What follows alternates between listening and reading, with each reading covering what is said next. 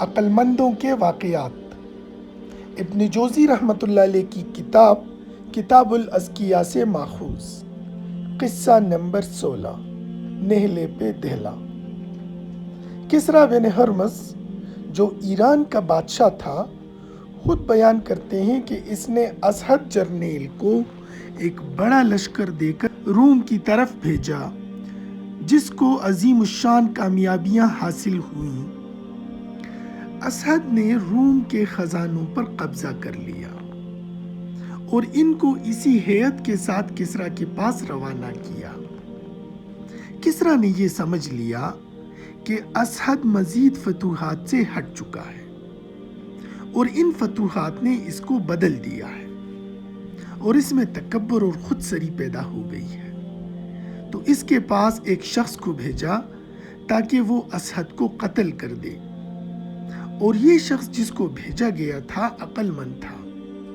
جب اس نے اسعد اور اس کی تدبیر اور عقل کو دیکھا تو اس نے خیال کیا کہ ایسے شخص کا قتل بغیر کسی جرم کے ہرگز مناسب نہیں۔ پھر اس نے اسعد کو اپنے بھیجے جانے کی وجہ صاف بتا دی۔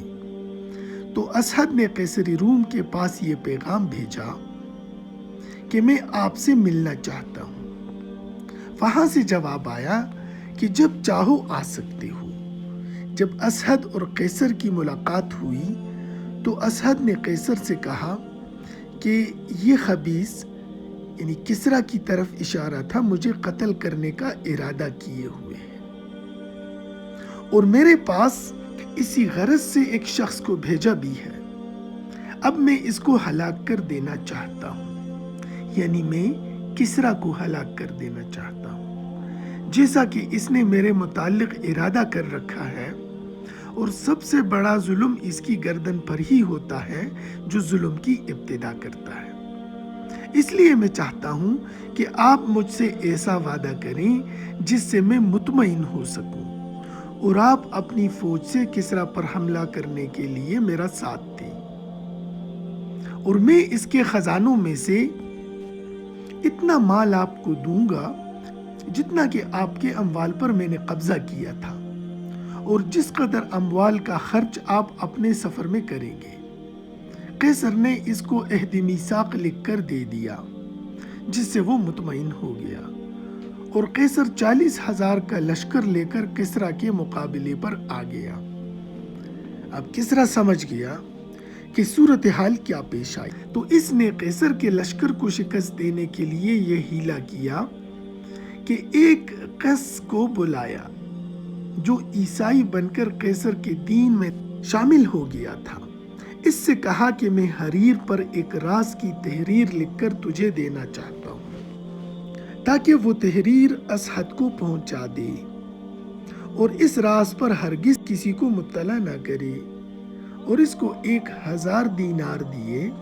اور کسریٰ کو اس کا یقین تھا کہ یہ قس وہ خط قیصر کے پاس پہنچائے گا، کیونکہ اس میں ایسا مضمون ہے جس میں روم کی ہلاکت ہے، تو یہ قس اس کو کیسے گوارا کر سکتا ہے۔ اور اسعد کے نام اس مضمون کا خط لکھا، میں نے تجھ کو لکھا تھا، اس کے مطابق اب قیصر مجھ سے قریب ہو گیا ہے، اور اللہ نے ہم پر بڑا احسان کیا، اور تیری تدبیر سے ہم کو اس پر قابو دے دیا۔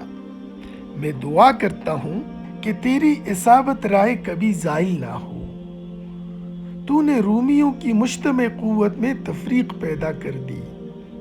اب میں اتنی دیر کرنا چاہتا ہوں کہ قیصر مدائن کے قریب پہنچ جائے، پھر میں اس پر فلاں دن دفعتاً حملہ کر دوں گا۔ ابھی تو اس کو برابر اس دھوکے میں ڈالے رکھ کہ تو میرے قتل کا ارادہ کیے ہوئے ہے۔ میں اس تدبیر سے رومیوں کو بالکل ختم کر ڈالوں گا۔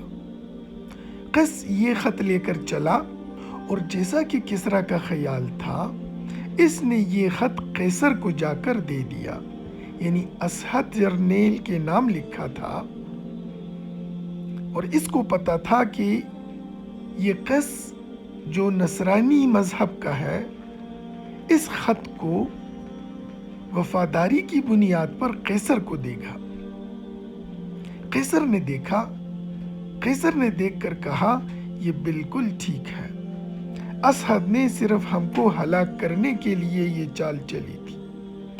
تو فوراً واپس لوٹ پڑا اور پیچھے سے کسریٰ نے ایاس بن قبیصہ الطائی سے حملہ کرا دیا، جس نے قیصر کے لشکر کو قتل کر دیا اور قیصر تھوڑی سی جماعت کے ساتھ بچ کر نکل سکا۔